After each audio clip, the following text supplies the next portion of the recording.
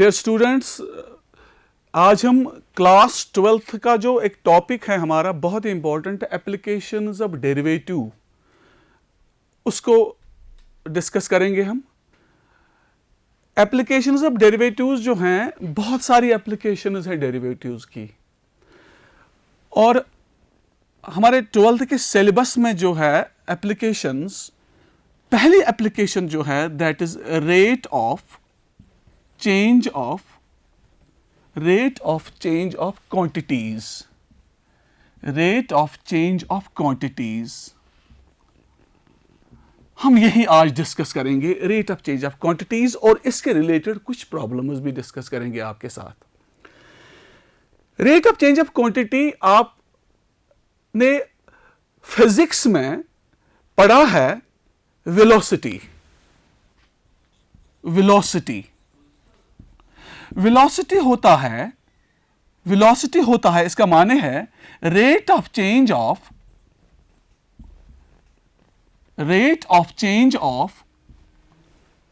Displacement, rate of change of displacement with respect to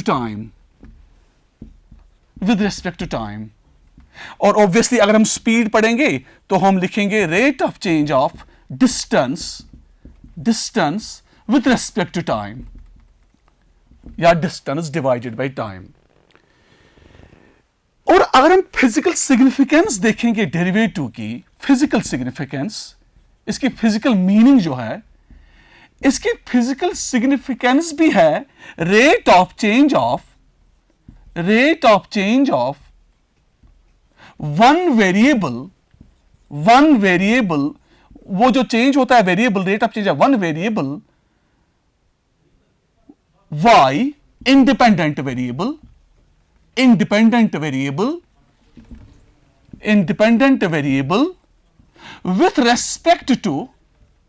with respect to x, dependent variable. तो obviously जो ये physical significance है derivative की, ये बिल्कुल रिजेंबल हो रही है। रिजेंबल क्या ये है, इसकी एक अच्छी खासी एप्लीकेशन आपके पास है फिजिक्स में।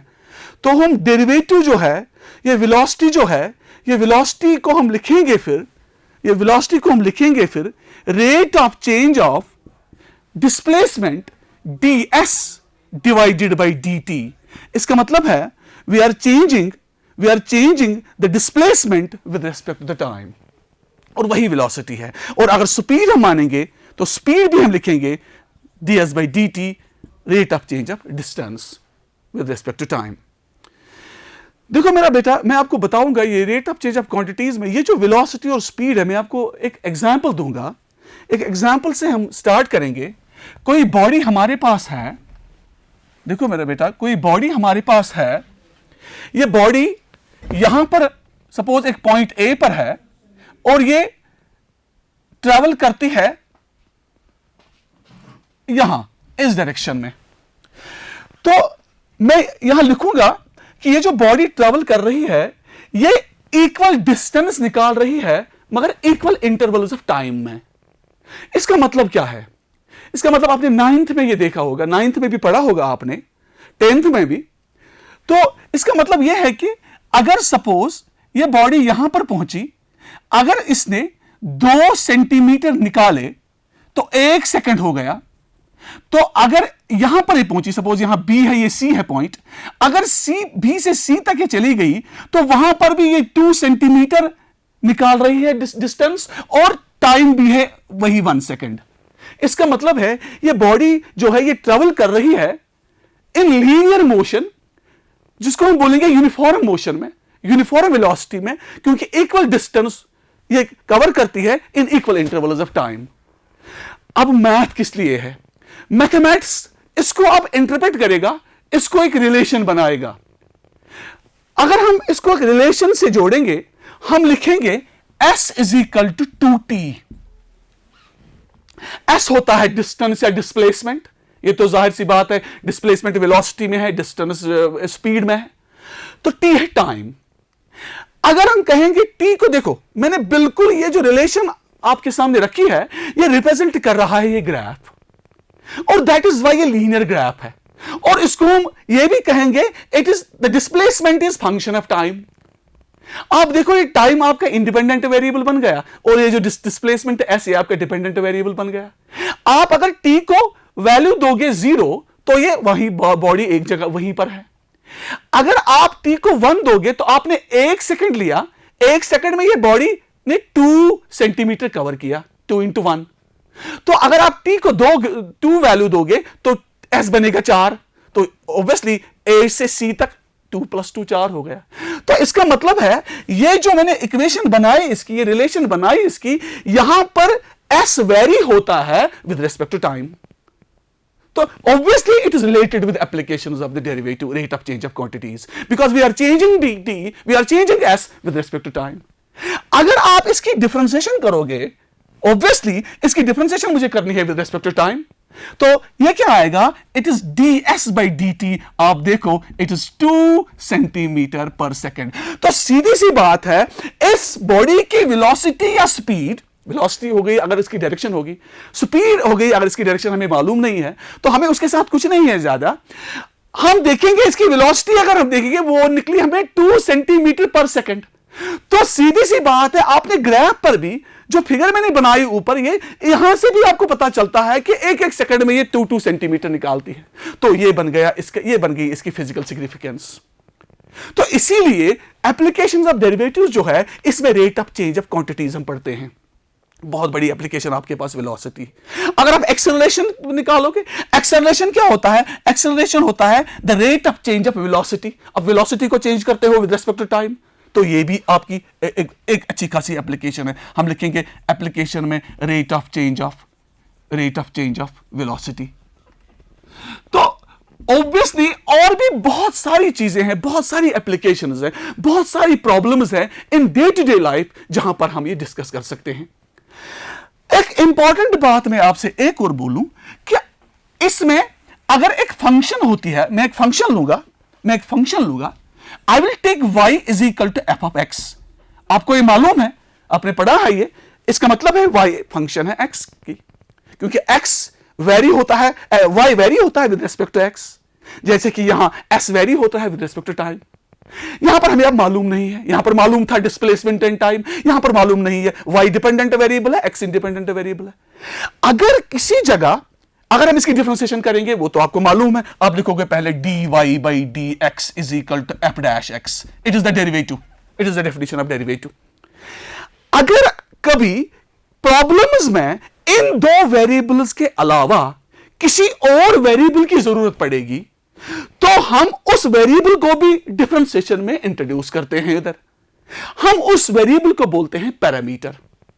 देखो, अगर कोई मैथमेटिकल सिचुएशन है, उस मैथमेटिकल सिचुएशन में हम जानते हैं dy, हम जानते हैं dx/dt, t होता है टाइम, x है कोई क्वांटिटी, ये क्वांटिटी वेरी होती है विद रिस्पेक्ट टू टाइम। अगर ये क्वांटिटी हमें मालूम है, अगर हमें ये क्वांटिटी पता है और ये भी हमें मालूम है कि ये जो dy/dx ये भी हमें मालूम है, इट इज ऑल्सो नोन, तो हम निकाल सकते हैं उधर dy/dt। देखो तीनों चीजें डिफरेंट है। यहां पर एक क्वांटिटी है, ये वेरी होती है, मतलब इसकी डिफरेंशिएशन हम निकालते हैं with respect to time. We are, it is rate of change of, mathematically it is rate of change of x with respect to t, it is rate of change of y with respect to x, it is rate of change of y with respect to t। ये तीसरी quantity जो आ गई, function तो fx है, y is equal to fx, इसमें एक और quantity introduce हो गई टाइम की, t, जिसको हम t से डिनोट करेंगे। हम ऐसी प्रॉब्लम्स पढ़ेंगे जिसमें एक वेरिएबल दूसरे वेरिएबल्स के साथ वेरी होता है, मगर तीसरे वेरिएबल का उधर उस टाइम हमें पहले ये पता नहीं चलेगा कि तीसरा वेरिएबल कहां है, मगर बाद में जब हम rate of change of quantities पढ़ेंगे, जब हम ये देखेंगे तो वहां हम इजीली हम निकाल सकते हैं dy/dt। आप देखो कैसे, मैं आपको बता दूंगा। अगर आपके पास y is equal to fx है, देखो बेटा y is equal to fx है, तो ऑब्वियसली हम क्या करेंगे, हम यहां dx बाई dt हमें चाहिए, हमें dy बाई dx चाहिए, और हमें dy बाई dt भी चाहिए। ये दो चीजें नोन है, पता है, मगर उधर से पहले निकालनी है हमने लिखना है उधर। ये हम कैसे लिखेंगे? dx by dt, dy by dx, और फिर हम निकालेंगे dy बाई dt। तो इसका मतलब है हम इसको डिफरेंशिएशन करेंगे विद रिस्पेक्ट टू t। हालांकि हम कर सकते थे differentiation with respect to x, मगर एक वेरिएबल, एक पैरामीटर की जरूरत पड़ गई एक प्रॉब्लम में हमें, तो हम लिखेंगे उधर differentiate with respect to time. जब हम लिखेंगे differentiate with respect to t या टाइम हम बोलेंगे, तो यहां हम करेंगे d by D T of y is equal to d by D T of F X. आप देखो, इसको हम सीधे लिखेंगे dy बाई डी टी, इसको हम सीधे लिखेंगे dy बाई डी टी। तो हमें dy बाई डी टी निकला, मगर वहां तो वो तो हमने एक्सप्लेन करना है ना, वो तो देखना हमने, क्योंकि यहां इसकी डिफरेंशिएशन मुझे करनी है with respect to time t, मगर यहां पर तो ये फंक्शन है x की, तो मैं कैसे करूंगा ये? This is the big problem here. और ये प्रॉब्लम जब मैं सॉल्व करूंगा तो उसी को आप बोलते हो 12th क्लास में चेन रूल। ये चेन रूल हम यहां अप्लाई करते हैं। देखो हम कैसे निकालेंगे। हम लिखेंगे D by D T of F x. हम यहां पर भी dx से मल्टीप्लाई करेंगे, इस फंक्शन को dx से डिवाइड करेंगे। इसके बाद में क्या करेंगे? हम इस dx को यहां ले आएंगे और dt को यहां ले आएंगे। तो ऑब्वियसली ये बन गया d by D x of F x into D x by D T. अब देखो, मैंने यही आपको बोला कि दो क्वांटिटीज हमें मालूम है, मगर निकालनी तो थी ना उधर, वो हमने निकाली उधर। अब देखो यहां क्या मिल गया हमें, यहां dy बाई डी टी हमें मिल गया बेटा, dy बाई डी टी हमें मिल गया, dy बाई डी टी हमें मिल गया f dash of x, obviously because we are differentiating F X with respect to x, obviously. तो ये f डैश x हो गया, तो इनटू हम लिखेंगे dx बाई dt। तो दिस इज द रूल, इसको हम बोलते हैं चेन रूल भी। हमने एक और पैरामीटर हमें जरूरत पड़ी, t हमें जरूरत पड़ा, तो हमने इसको इंट्रोड्यूस उधर किया। तो हमने dy बाई dt निकाला, f dash x into dx by dt। Problem में ये तो दिया हुआ होता है, तो हम सब्स्टिट्यूट करते हैं। तभी हम dx बाई dt भी निकालते हैं, उस टाइम dy बाई dt दिया हुआ होता है। देखो एक प्रॉब्लम हम करेंगे, मैंने आपको बोला है हम प्रॉब्लम करेंगे इस पर। मेरे पास एक ट्रायंगल है, इक्विलेटरल ट्रायंगल। एक एग्जांपल हम करेंगे, एक इक्विलेटरल ट्रायंगल है, और इस इक्विलेटरल ट्रायंगल है, ये वेरिएबल टाइप का इक्विलेटरल ट्रायंगल है। वेरिएबल, जैसे कि आपने शोज में कभी कभी आप देखते हो, कभी बाहर जाते हो किसी जगह, तो या कभी यहां पर भी शोज आप देखते हो, वहां पर एक ट्रायंगुलर शेप होती है। वो ट्रायंगुलर शेप पहले ऐसी होती है, फिर ऐसी चली जाती है, फैलती है, जैसे स्प्रेड होती है ऐसे, तो ऐसे बनती है कभी कभी, तो ये स्ट्रक्चर जैसा बनता है। तो एक्चुअली ये क्या होता है, ये जो ये इक्विलेटरल ट्रायंगल है, ये पहले ये था, इसके बाद ये बन गया, इसके बाद ये बन गया। तो एक्चुअली क्या उधर हो गया, इस इक्विलेटरल ट्रायंगल का एरिया बढ़ने लगा, इस इक्विलेटरल ट्रायंगल का एरिया बढ़ने लगा, चेंज हो गया, रेट ऑफ चेंज। इसका एरिया ये था, तो एक दूसरे टाइम पर इसका एरिया ये बन गया, इसका ये इतना एक्स्ट्रा हो गया, एरिया इतना एक्स्ट्रा हो गया, बढ़ गया इसका एरिया इतना। तो एक और टाइम पर इसका एरिया अब इतना आ गया, तो इतना और इतना बड़ा इसका एरिया। हमें अब क्वेश्चन है, एक इक्विलेटरल ट्रायंगल जो है, उसका जो साइड है, हर कोई साइड उसका सेम होता है। each side of equilateral triangle is x. हम लिखेंगे if each side of an equilateral triangle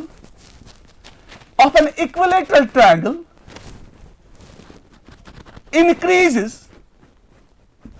as dx by dt is equal to 2 centimeter per second, where x is the side of equilateral triangle,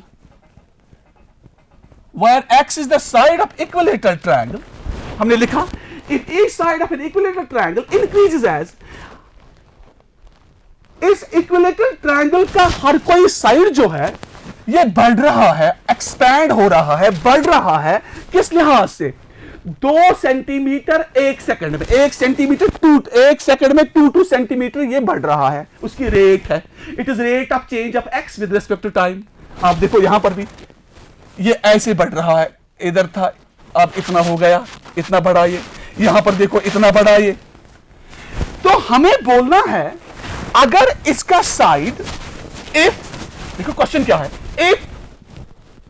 if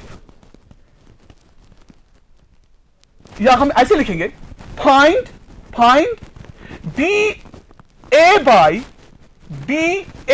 dt, इसका मतलब है rate of change of area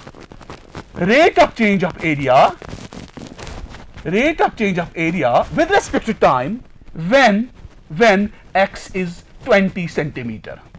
देखो मेरा बेटा, suppose हमें बोलना है अगर किसी इंस्टेंट पर, किसी टाइम पर इसका साइड 20 सेंटीमीटर है, तो हमने बोलना है उस टाइम पर एरिया कितना चेंज हो गया। क्योंकि अब यहां देखिए, यहां पर ये साइड इतना ही है, अगर हम देखेंगे यहां पर ये साइड बड़ा है, अगर हम एक और देखेंगे यहां पर ये इतना बड़ा है साइड, तो हमें देखना है किसी इंस्टेंट टाइम पर हमें देखना है कि इसका अगर x 20 सेंटीमीटर है तो उस टाइम एरिया इसका कितना चेंज हो गया। एरिया तो चेंज हो रहा है, आप देखो ये एरिया है, ये चेंज एरिया है, ये चेंज एरिया है इसका हो गया है। तो हम इसको कैसे करेंगे इस क्वेश्चन को, बिल्कुल अभी मैंने बोला है, यहां हम लिखेंगे area is equal to of equilateral triangle under root of 3/4 x square. ये आप देखो, ये जो एरिया है it is the function of x। हम क्या करेंगे, अब हमें क्या निकालना है, हमें dx बाई dt हमें दिया हुआ है, side gets changed, it increases at 2 centimetre per second, और हमें देखना है dA बाई dt। हम कैसे निकालेंगे dA बाई dt, हम लिखेंगे डिफरेंशिएट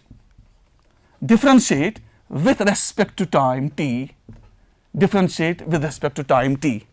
तो जब हम इसकी डिफरेंशिएशन निकालेंगे तो इसकी डिफरेंशिएशन बेटा क्या आएगी, यहां पर लिखेंगे, अब यहां पर हम लिखेंगे d by dt of a is equal to under root d by dt of under root 3/4 x square.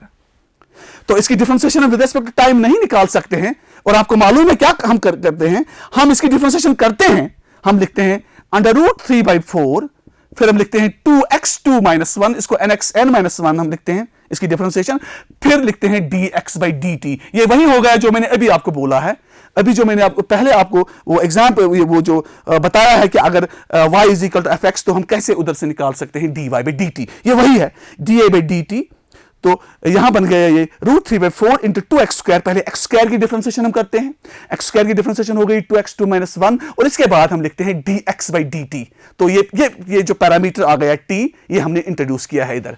अब क्या करेंगे हम, ये बन गया अंडर रूट, ये हो गया 2 2 4, तो हम गया under root 3/2x into dx by dt। dx by dt दिया हुआ है, it is 2 centimetre per second, तो 2 भी इधर कैंसिल हो गया, 2 कैंसिल हो गया, तो ये है अंडर रूट 3x। अब हम x का वैल्यू देंगे, x इज 20 सेंटीमीटर, तो हम लिखेंगे under root 3 into 20 centimetre square per second. तो हम लिखते हैं कि इसका जो एरिया है इस ट्रायंगल का, वो कितना चेंज हो रहा है विद रिस्पेक्ट टू टाइम, वो चेंज हो रहा है 20√3 centimetre per second, 20√3 centimetre square per second. मगर कहां पर, कब, जब x है 20 सेंटीमीटर्स, जब x है 20 सेंटीमीटर्स। तो ऐसे हम rate of change of quantities discuss करते हैं या पढ़ते हैं। तो आप अब हम कुछ प्रॉब्लम्स लेंगे, इसी rate of change of quantities पर हम कुछ प्रॉब्लम्स लेंगे। देखो मेरा बेटा, आपके मैथ पर भी कुछ प्रॉब्लम्स हैं, तो वो हम थोड़ा डिस्कस करेंगे। एक क्वेश्चन है, क्वेश्चन नंबर 8, आपकी एक्सरसाइज जो आपकी एक्सरसाइज 6.1 है, उधर 6.1 एप्लीकेशंस ऑफ डेरिवेटिव्स। एक क्वेश्चन है, क्वेश्चन नंबर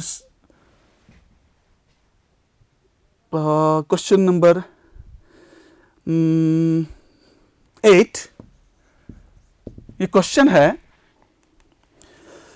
है a balloon which always remains spherical on inflation is being inflated by pumping in 900 cubic centimeters of gas per second।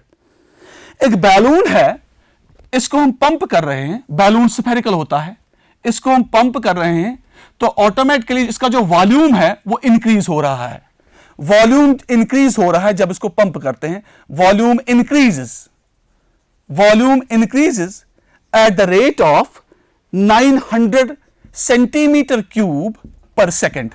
ये क्वेश्चन है, वॉल्यूम इंक्रीज हो रहा है, इसका बढ़ रहा है वॉल्यूम, पहले इतना था अब इतना हो गया, इसके बाद इतना हो गया, तो यही वॉल्यूम इंक्रीज हो रहा है 900 सेंटीमीटर क्यूब पर सेकेंड। हमें बोलना है find the rate at which the radius of the balloon increases. हमें बोलना है dr by dt। हमें बोलना है किस लिहाज से, किस तरीके से, किस रेट से रेडियस इनकी इंक्रीज हो, इस बैलून की इंक्रीज हो जाएगी। dr by dt हमें देखना है जब इसका रेडियस 15 तक पहुंच जाएगा, जब रेडियस 15 सेंटीमीटर होगा। बैलून एक है, इसमें जो वॉल्यूम चेंज हो रहा है दैट इज 900 सेंटीमीटर क्यूब पर सेकेंड। हमें देखना है अगर वॉल्यूम इस रेट से चेंज हो रहा है, हमें देखना है जो रेट है, जो रेडियस है, उसकी रेट क्या होगी उस टाइम जब r 15 सेंटीमीटर है। तो हम कैसे इस क्वेश्चन को करेंगे? जाहिर सी बात है, ये जो वॉल्यूम है बैलून का, ये स्फेरिकल है, आपको मालूम है स्फेरिकल जो है बैलून, उसका वॉल्यूम होता है 4/3 पाई आर क्यूब। आर होता है रेडियस। तो फिर आ गई वही बात, volume is the function of radius, मगर चाहिए हमें क्या? dr by dt। तो हम इसको हम डिफरेंशिएशन करेंगे विद रिस्पेक्ट टू टाइम, बहुत ही इजी। तो हम लिखेंगे differentiate with respect to time, differentiate with respect to time. तो ये क्या डिफरेंशिएशन क्या बनेगी इसकी? d by dt of v is equal to d by dt of 4/3 pi r cube, 4/3 pi r cube।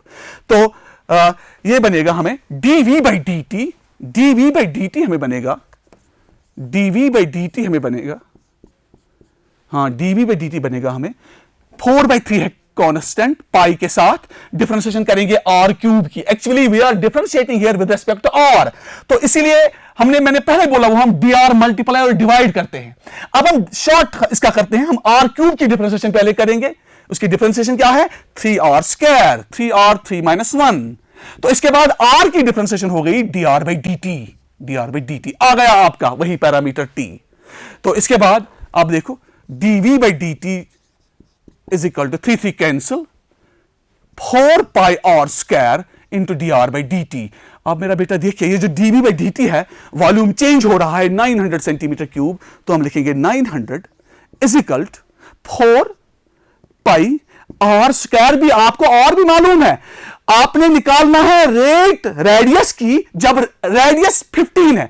हमने देखना है इसका जो ये वॉल्यूम ज्यादा हो रहा है इसकी रेट, तो हमने देखनी है जब इसका r 15 पे पहुंच गया उस टाइम रेट क्या रह गई, रेडियस की रेट क्या बढ़ गई, रेडियस की dr by dt हमने बोलना है वो है 4 pi into 15 square into dr by dt।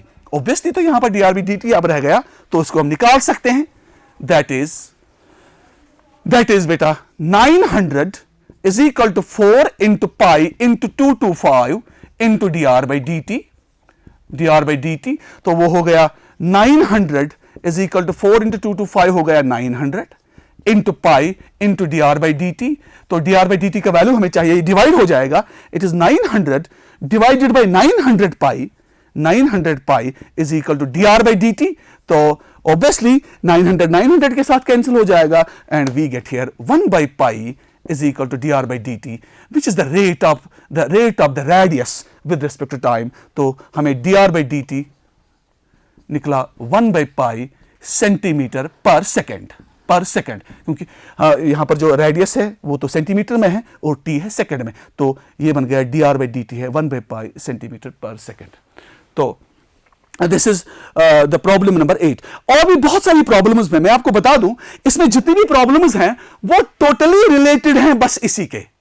दो वेरिएबल, एक वेरिएबल दूसरे वेरिएबल का फंक्शन है, एक वेरिएबल पैरामीटर है, यूजुअली वो पैरामीटर टाइम होता है और वो हमें इंट्रोड्यूस करना पड़ता है, और एक हमें पैरामीटर चाहिए होता है, या कभी dv/dt या कभी dr/dt हमें ढूंढना पड़ता है, या कभी एरिया dA/dt, यही कुछ।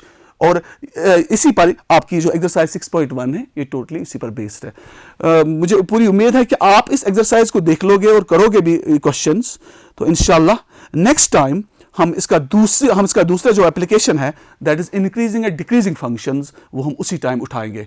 Wish you all the best, stay home, stay safe, thank you.